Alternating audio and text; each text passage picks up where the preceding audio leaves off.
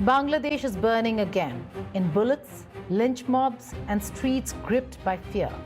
Political leaders are being shot, minorities targeted on rumors, newsrooms attacked, and the state is losing control. Muhammad Yunus was meant to stabilize the country. Instead, under his watch, Islamist forces have surged and violence has become routine.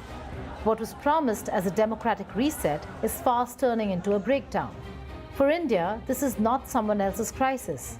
An unstable, radicalizing neighbor hits directly at national security and border stability. As Bangladesh unravels and Yunus falters, how long can New Delhi cling to old assumptions before reality dictates its next move? Hello and welcome. You're watching Statecraft with me, Geeta Mohan.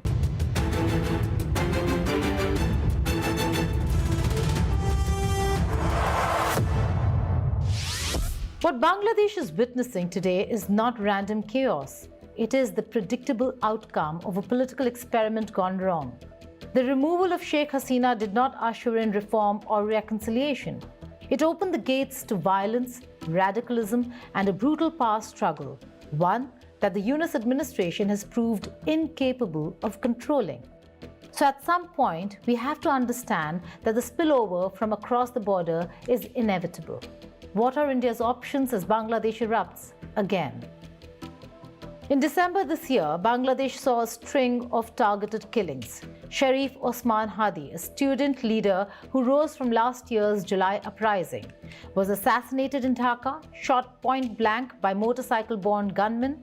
Then came Mohammad Sikdar, a senior labor leader of the National Citizens Party, shot in the head in Khulna.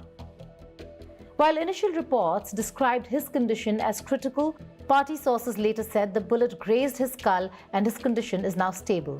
These were not crimes of passion. They were professional hits, close-range shootings, clean escapes, a signature of organized political violence returning to Bangladesh's streets. And Hadi's killing, in particular, acted as a matchstick thrown into dry tinder. Hadi was no mass leader. He was a product of a political vacuum. Unknown before the fall of Sheikh Hasina in August 2024, he became the face of one of dozens of outfits born out of the so-called July protest. Their appeal was loud on television, sharp on social media, and thin on the ground. The reality is this: after Hasina's ouster, the political balance in Bangladesh tilted sharply to the right. The Awami League, still commanding the loyalty of at least 30% of voters, was pushed out of the system altogether.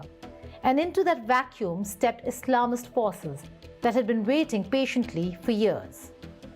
This regime change operation, Muhammad Yunus, is backed by the Jamaat-e-Islami. Everything that he's doing and saying is as a mouthpiece of the Jamaat-e-Islami. And as I told you, they've brought into the interim regime all the Islamist parties. If there is an interim regime, of course, this one was sworn in on the constitution of Bangladesh, which had no provision for an interim regime.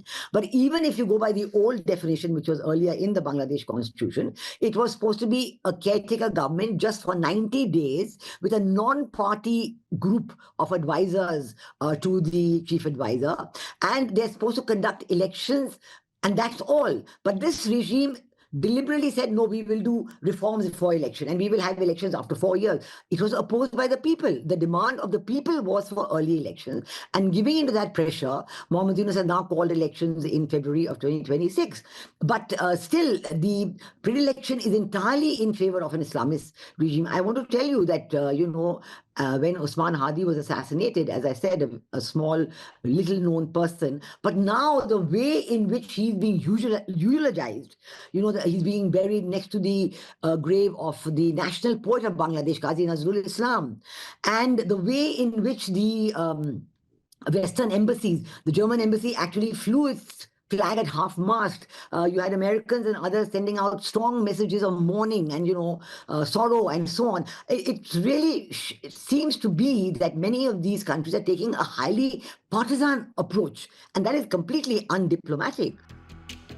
Jamaat-e-Islami did not merely benefit from Hasina's fall. It claims to have orchestrated it. Its student wing swept university elections. Its leaders gained television space. Its narratives became mainstream. Other July protest outfits, including the National Citizens Party backed by Yunus, were reduced to junior partners, visible on screens, irrelevant in the streets. This is where Muhammad Yunus enters the frame. Installed as interim chief with global goodwill and Western applause, Yunus was expected to guide Bangladesh towards stability and elections. Instead, under his watch, Islamist ambition has been uncapped, not contained. The signs are unmistakable. Islamist mobs roaming the streets, ISIS and Al-Qaeda flags surfacing again, mass release of extremists from jails, attacks on secular cultural institutions like Chayanot and Udichi, the vandalization of Bangabandhu Sheikh Mujibur Rahman's residence, again with unmistakable ideological intent. And then came the moment that exposed the depth of Bangladesh's dissent. The lynching of Deepu Chandra, a 27-year-old Hindu garment worker, accused on rumor alone of insulting Islam. What followed was medieval. Deepu was beaten to death by a mob, his body stripped, tied to a tree, flogged after death, set on fire, burnt again on a highway as crowds chanted religious slogans and blocked traffic. This was not spontaneous rage, it was performative violence, a message to minorities, a message to dissenters, and a message to the state itself, that the monopoly of violence no longer belongs to the government. What happened a few days ago to Deepu Chandra in Mymensingh near Dhaka was absolutely barbaric, a medieval scene, that you take an innocent factory worker out of his factory. He's handed over to the mobs on the grounds that he has committed some blasphemy, and the mobs beat him to death and then put him on a mast, and his dead body is burnt and thrown on the highway and things like that. I mean, it's unbelievable. But the point is that all of this while, these attacks have been happening and Muhammad Yunus has dismissed them, saying this is fake news from India. Even in New York when he was questioned, even in his foreign travels, wherever he's questioned, he's always dismissed it as fake news from India. But this time, because there's been such a furor about this attack, he's been forced to take cognizance. He says 7 people have been arrested. It's a sham. These 7 people will be released on bail and nothing will happen to them. This has happened many times before in the last 18 months, and we know the same thing is going to happen again. Yunus responded the only way his administration seems capable of responding, with post-facto arrests and social media statements. 7 people were detained, condemnations were issued, but deterrence was absent, authority was missing, fear remained. This lynching did not happen in isolation. It happened amid nationwide turmoil following Hadi's assassination. Protests spiraled into riots, government buildings were vandalized, newspaper offices were attacked, streets burned, and once again, India was dragged into the narrative. Within hours of Hadi's shooting, claims surfaced on social media that India had sent in sharpshooters, that the killer had fled across the border. None of it substantiated, all of it amplified. India became the convenient scapegoat, useful for masking internal power struggles and consolidating Islamist support. Scratch beneath the surface and the picture becomes clearer. Hadi himself was deeply embedded in the new Islamist ecosystem, a familiar face on television, delivering fiery speeches against India, against the Awami League, against Mujibur Rahman. He was close to Mahmudur Rahman, a key Islamist mobilizer with long years in Turkish exile. The circumstances of Hadi's killing remain murky.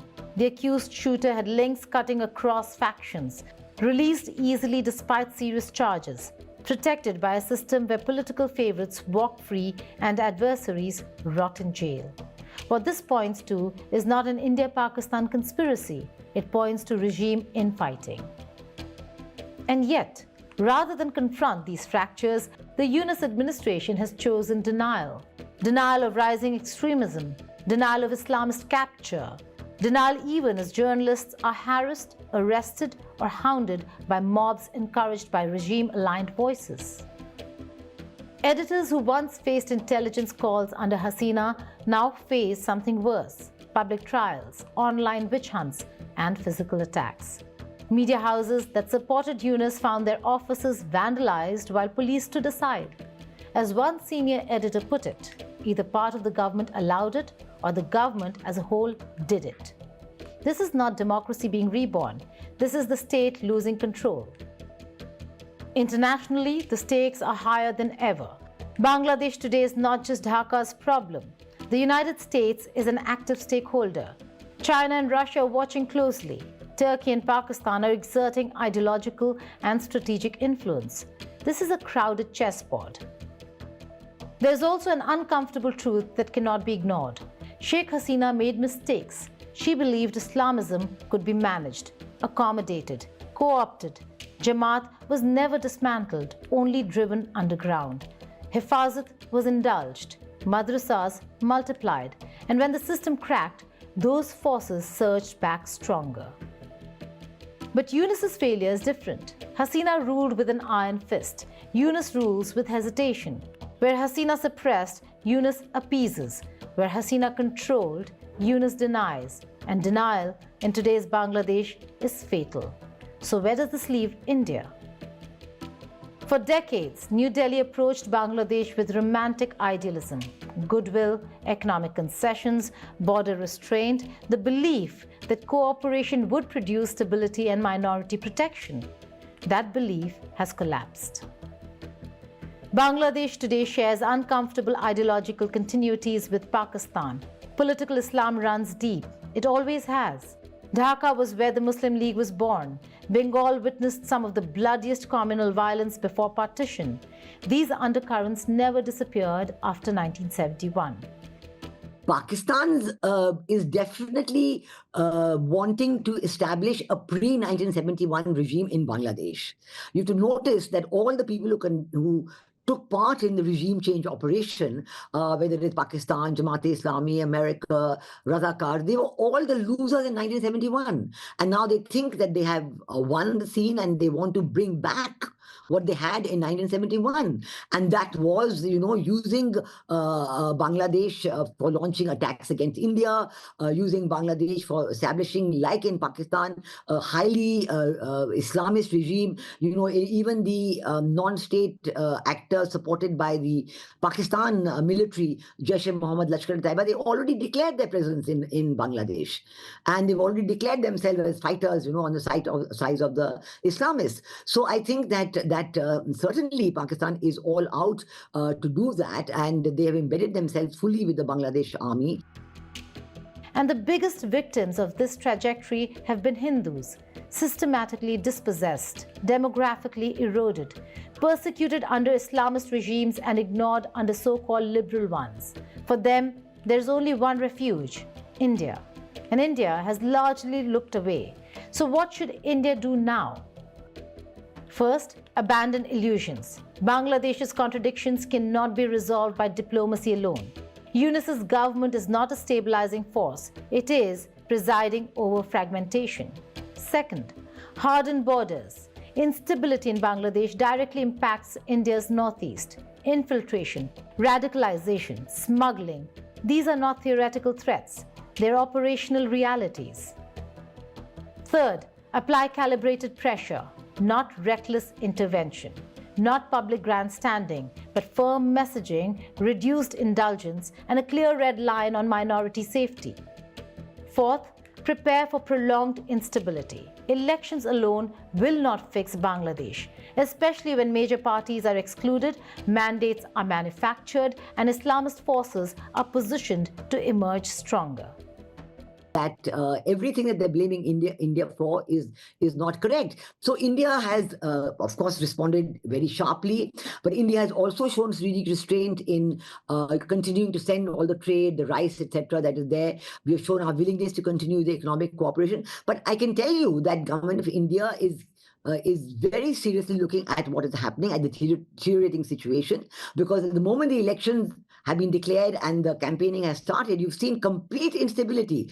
The police, the government, nobody is willing or able to control, and it is a complete anarchy. It's been so for the last 18 months, but now, the anarchy has come out in such great strength that, one really has to wonder for India whether our border security and the stability of the regime in Bangladesh, how adversely it's going to affect India. So I'm sure that the government of India is going to be very strong on its insistence on free, fair, and inclusive elections in Bangladesh, that without the inclusivity and participatory elections, they will not be credible.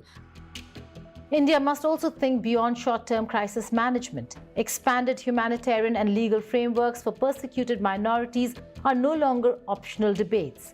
They're strategic necessities. Above all, India must recognize this moment for what it is, a wake-up call. Yunus's Bangladesh is not drifting, it is unraveling. And history tells us that when states unravel on India's borders, the costs are never contained. Ignoring these warnings would be catastrophic. India already faces a 2.5-front challenge. Allowing Bangladesh to slide further into chaos risks turning that into something far worse. Bangladesh is burning. The question is whether India will continue to watch from the sidelines or finally act with clarity, realism, and resolve. Thank you for watching Statecraft.